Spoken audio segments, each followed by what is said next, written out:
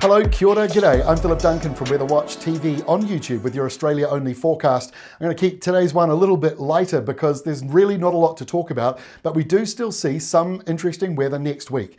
In the southeast, a low is expected to come through with some heavy rain coming through the southeast corner. For now, the southeast corner is where most of the energy still is. Plenty more showers coming through, windy westerlies, isolated thunderstorms, and the temperatures not overly flash. So no real change in the southeast. Not very much happening elsewhere. We do see a bit of cloud, mostly high cloud around parts of Queensland. That's going around the outer edges of some high pressure. Showers continue for parts of South Australia. You can see there on the radar some of that rain showing up. And a bit of wet weather around the central west coast of Western Australia. Much of that is offshore, but you never know, some showers may brush you on the land. Here is the air pressure setup as we go in towards the later part of today. So the high pressure zone parked here over the Indian Ocean seems pretty stubborn and doesn't really want to move. So get used to seeing it there. There is a bit of high pressure over Australia itself. It's not as powerful as the one over the Indian Ocean. And there's a bit of high pressure moving out around the Coral Sea as well. The next big system is out to the east of New Zealand. So we've got a bit of low pressure to the south. That's why it's windy around the southeast corner in particular, but you are seeing windy-ish weather around a number of areas as you go in that sort of transition between high pressure and the low pressure to the south. So here is the forecast on Friday. I'll give you a positive for Tasmania. The polar airflow drops south of you, so that polar boundary is down to the south, which means your temperatures go up, not by very much, but you'll notice maybe a degree going back in there, but still plenty of showers, isolated thunderstorms, no real change in your weather, and some of those showers brushing around parts of Victoria, mainly on the coastal side of things. As I said yesterday, further northwards, windy westerlies blowing through around some parts of New South Wales. It'll be mainly around the Great Dividing Range. Pretty calm for the top half of Australia, very little going on there. And with that high sitting offshore, a couple of showers, bit of a southerly breeze or a southeasterly breeze for those of you in the southern half of Western Australia. Those showers only coastal though. So here is that windy weather on Saturday, damaging winds in the purple. You do see that popping up in the higher elevation parts and around Hobart as well. So just keep an eye on that as we go through the weekend. Bureau of Meteorology may put out a wind warning, and windy weather in the southeast here too, around the mountains mostly, but still some blustery conditions as we go through Saturday afternoon. Here is the Saturday setup. You can see that windy weather thanks to the storm just south of Tasmania. So the polar line comes back northwards again. Temperatures drop in Tasmania by another degree or two.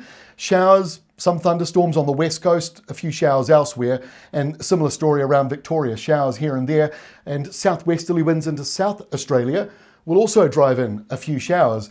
Everywhere else, it is basically dry, and the dry season carries on in the top end. Couple of showers around, but it's really looking very dry still. Even though there's a bit of low pressure off here towards Papua New Guinea, that is staying north for now. Although there are sort of areas of low pressure not doing much, as you see here on Sunday.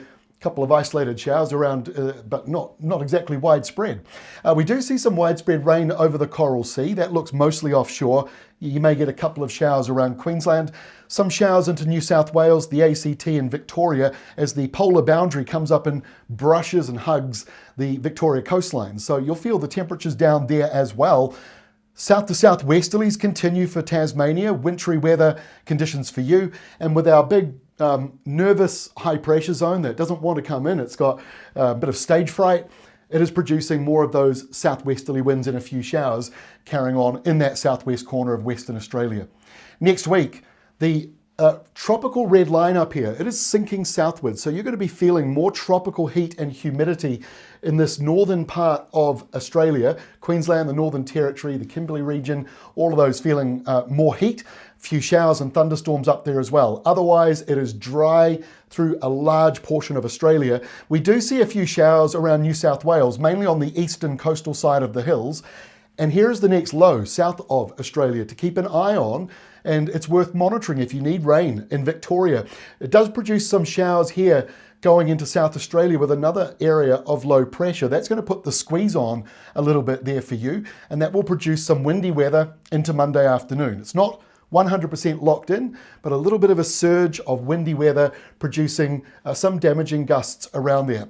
When I say damaging, I just mean, maybe a branch snaps off. I don't mean a roof comes off. A branch or two may break in that kind of weather, and dust storm also possible with those sorts of conditions.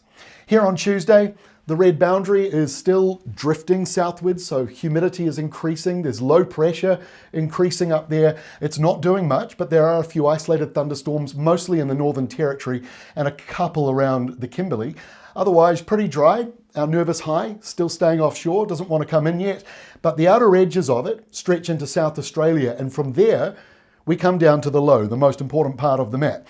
So this low pressure zone comes in around Bass Strait, Tassie here on Tuesday, producing a line of rain and showers and thunderstorms. And the rainfall totals in here getting up to maybe 40 millimeters in just a day. That'd be very welcome if you need the wet weather.